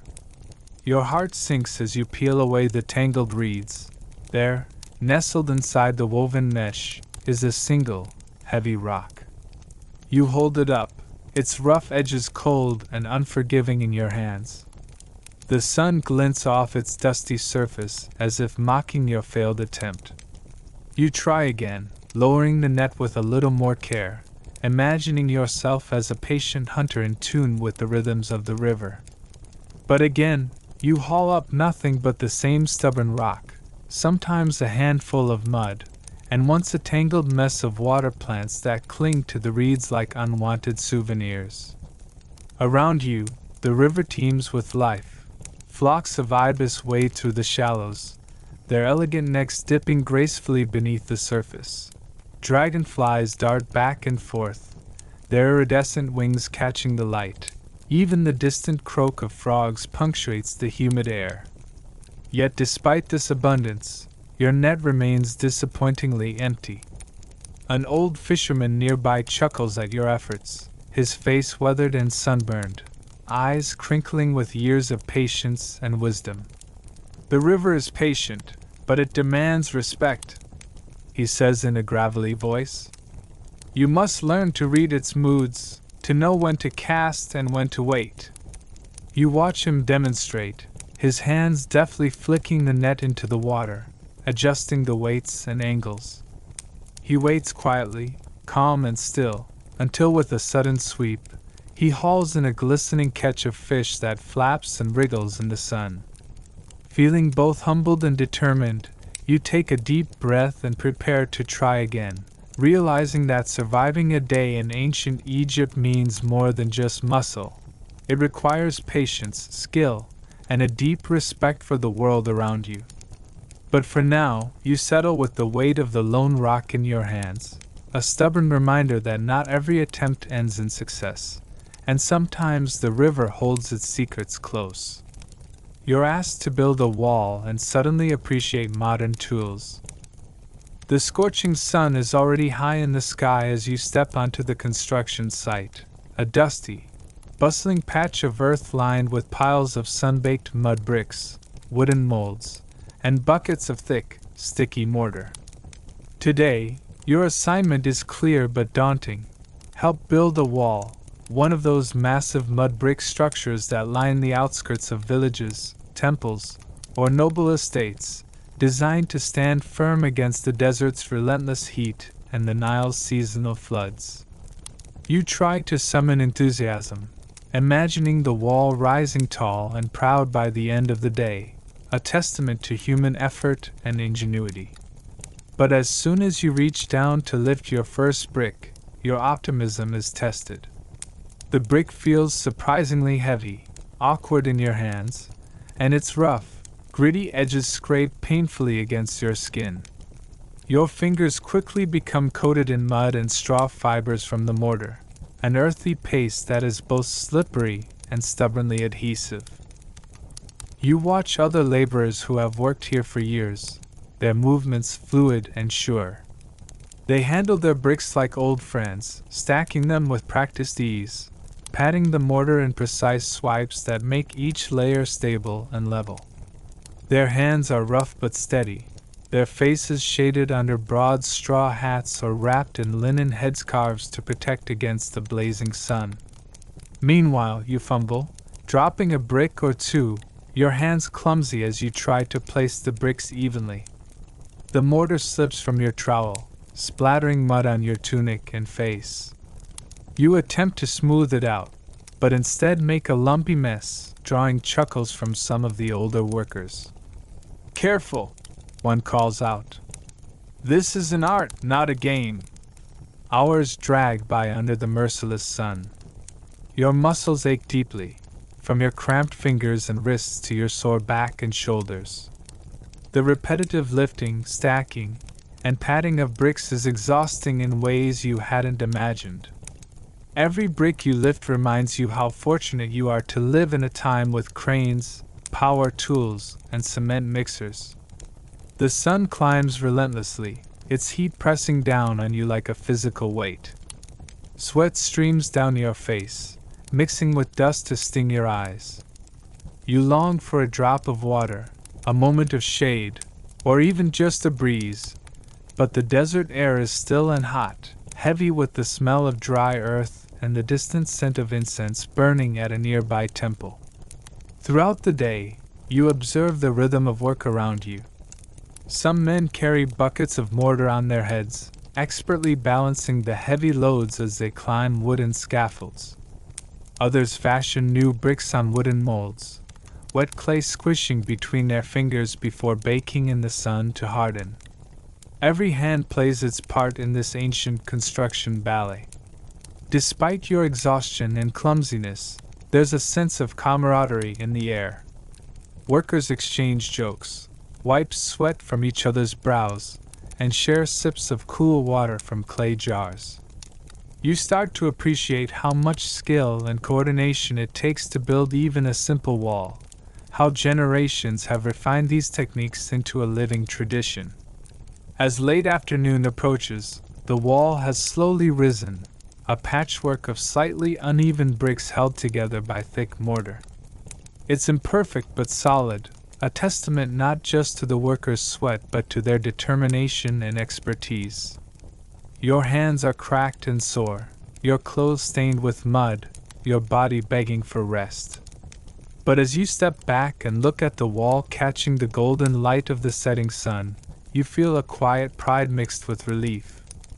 You realize that ancient builders earned every inch of their work through grit, patience, and resilience, without the convenience of drills, cranes, or modern machinery. In this humbling moment, you vow never again to take for granted the power of modern tools and the relative ease of construction today.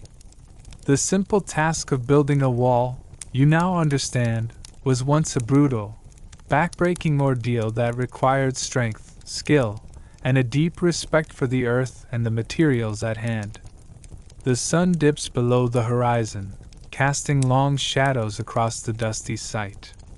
You wipe the sweat from your brow, breathe deeply, and savor the cool relief of evening air. Though you are utterly exhausted, you also feel connected to the workers who came before you, to the ancient land, and to the sheer human effort that shapes history, one brick at a time. You take shelter in a temple and fall asleep on a falcon carving. The relentless Egyptian sun beats down upon you, turning the vast desert landscape into a shimmering expanse of heat and sand. Each step feels heavier than the last as your feet drag through the soft grains, and your throat is parched from the dry, hot air. You haven't drunk water in what feels like hours, and your skin is slick with sweat and dust. Just as your strength begins to wane, the silhouette of a temple emerges on the horizon, an oasis of shade and cool stone in this sea of sun. With renewed hope, you trudge forward, the temple's towering columns growing larger and more intricate with every step. The air grows noticeably cooler as you pass beneath the massive stone lintels, entering a sanctuary carved from solid rock. The faint scent of incense curls in the still air, mingling with the dry aroma of sun-baked stone and ancient oils. The atmosphere here is hushed, almost sacred, as if time itself has slowed within these walls. Your eyes adjust to the dim interior lit by flickering oil lamps nestled in bronze holders, casting dancing shadows upon the walls. Vibrant hieroglyphs and paintings depict scenes from the lives of pharaohs and gods. The majestic falcon, symbol of Horus, the sky god and protector of the pharaoh, catches your gaze. Its wings are outstretched in a protective gesture, feathers carved with meticulous detail and painted in rich blues and golds that shimmer faintly even in the low light. Drawn irresistibly, you approach the falcon carving and rest your hand on its cool, smooth surface. The stone feels soothing against your overheated skin. Wearied beyond words, your knees give way and you settle yourself against the falcon's wing, its curved shape strangely comfortable and supportive. The hard stone is cold, a stark contrast to the baking heat outside, and its steady presence offers a strange sense of calm. As your eyelids grow heavy, the distant sounds of the outside world, the clatter of carts, the murmur of market sellers, the harsh cries of desert birds, fade into silence. Inside the temple, only the faint drip of water from a stone basin and the soft echo of distant prayers remain. Slowly, your breathing evens out, and you drift into a deep, dream-filled sleep. In your dreams, the falcon comes alive. It stretches its great wings and lifts you effortlessly into the sky. From this celestial vantage, you soar above the sprawling Nile Valley. Golden fields of wheat sway in the breeze, farmers tend their crops with weathered hands, and small villages bustle with activity. You glimpse artisans hammering precious metals into jewelry, children laughing and playing along the riverbanks, and priests conducting elaborate rituals in the great temples. The dreamscape shifts. Clouds gather ominously above, casting long shadows over the land. The falcon circles protectively, wary of unseen dangers, drought threatening the crops, political schemes weaving in the palaces, and the ever-present uncertainty of survival in this ancient, unforgiving world. You sense the fragility behind the grandeur, the precarious balance between life and death, power and vulnerability. Slowly, the dream dissolves as you awaken to the soft glow of the oil lamps and the faint hum of temple chants. Your body aches from the hard stone, but your spirit feels strangely renewed, as though the falcon's protection has passed on to you. The temple sanctuary, timeless and sacred, has shielded you from the harsh realities outside, if only for a moment. You rise carefully, your muscles stiff but your mind clearer. Before stepping back into the scorching desert, you place a reverent hand once more on the falcon carving. Its painted eyes seem to gleam with ancient wisdom and silent watchfulness, a reminder of the god's ever-present gaze. As you leave the temple, the sun hangs low in the sky, casting long shadows across the sand.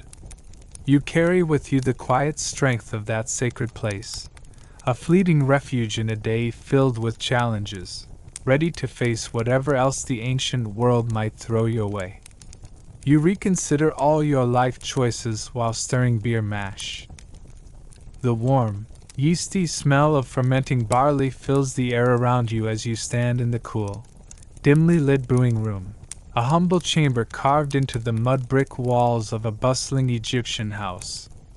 Before you is a large, heavy vat filled with a thick, bubbling mixture, the beer mash, a blend of crushed grains, water, and natural yeasts, slowly transforming into the staple drink of the Nile Valley. The surface ripples gently as you lift the heavy wooden paddle, muscles straining with each slow, deliberate stir. As you work the mash, your thoughts begin to spiral inward, wandering through the tangled maze of your life choices. How did you end up here, covered in grains and sweat, wrestling with this foul-smelling concoction while the world outside basks in golden sunlight? You think back to the morning's missteps, the blistering climb up the pyramid in ill-fitting sandals, the spilled pomegranate juice at the festival, the insulted priest and the relentless sun beating down on your back. Every stumble feels magnified in this moment of quiet labor. The sticky mash clings stubbornly to the paddle, resisting your efforts, just as your own ambitions seem to stick to the harsh realities of ancient Egypt. You recall the grand visions you once had, of glory, adventure, perhaps even power, but now find yourself trapped in this repetitive, messy task that smells like sour bread and fermented sweat. The heat inside the brewing room is almost suffocating, but the rhythmic stirring forces you to focus, pushing intrusive thoughts to the edges of your mind. Each rotation of the paddle is a reminder of the slow, inevitable passage of time here, where days bleed into one another in a monotonous cycle of labor and survival. Yet, even in this simplicity, there is a strange comfort, a connection to something ancient and essential, a tradition carried out by countless hands before yours. You glance at the rough-hewn walls, lined with clay jars and woven baskets filled with barley and dates. Somewhere beyond, voices carry faintly, the chatter of neighbors, the laughter of children playing near the river, the distant call of a vendor selling figs. Life goes on, indifferent to your inner turmoil and doubts. For a fleeting moment, you imagine what it would be like to abandon all this, to escape the dust and sweat, to find a new path far from the relentless sun and the sticky mash. But then, as your arms tire and the mash thickens, you remember the pride that comes with craft, the honor in feeding your community, and the joy found in simple, honest work. The paddle dips once more into the mash, sending up a small splash that lands on your forearm, cool and sticky. You wipe it away, take a deep breath, and resign yourself to the moment. Tomorrow will bring new challenges, new frustrations, but for now you are here, stirring the brew that sustains a civilization. As the day fades outside, the sweet and sour scent of the fermenting mash mingles with the cool evening breeze, wrapping you in a quiet sense of purpose amidst the chaos of ancient life. You watch the sunset over the Nile and briefly forget the itchiness. The scorching heat of the day finally begins to relent as the sun starts its slow, majestic descent toward the western horizon. You find a quiet spot atop a crumbling mud brick wall overlooking the Nile, your body aching from a full day spent laboring under the unforgiving Egyptian sun. The air, once thick and stifling, now carries a gentle, cooling breeze that whispers through the fronds of towering date palms nearby. Before you stretches the river's shimmering ribbon, reflecting the sky's evolving palette, a breathtaking blend of fiery oranges, soft pinks, and deep purples that bleed into each other like the strokes of an ancient artist's brush. The water glistens with flecks of gold, catching the last light as it flows steadily south to north, an eternal artery of life threading through this arid land. As you sit, the relentless itchiness caused by sand fleas, sweat, and the coarse linen of your clothing, the constant, maddening irritants of your existence, seems to recede. In this tranquil moment, you almost forget the tiny tormentors that have plagued you since dawn. Your skin, raw and sensitive from the harsh day, finds brief relief in the cooling dusk. You watch the slow parade of daily life unfolding on the river, small boats laden with baskets of ripened figs, jars of honey, and bundles of freshly woven papyrus drift lazily along the current.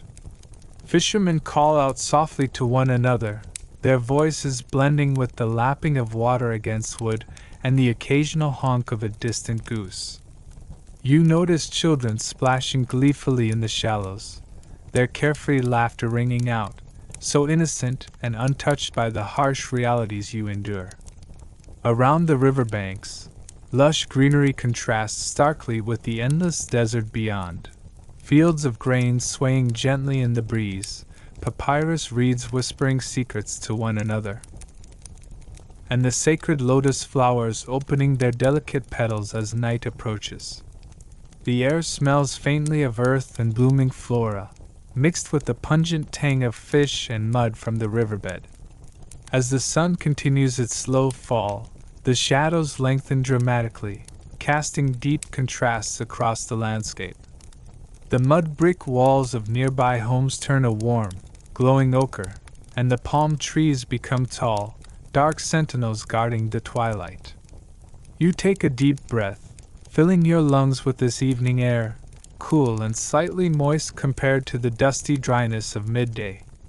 Your mind drifts to the moments of the day, the blistering sun that beat down on your back as you struggled to climb the pyramid, the spilled pomegranate juice staining your hands during the Nile festival, the angry glances from priests and farmers alike.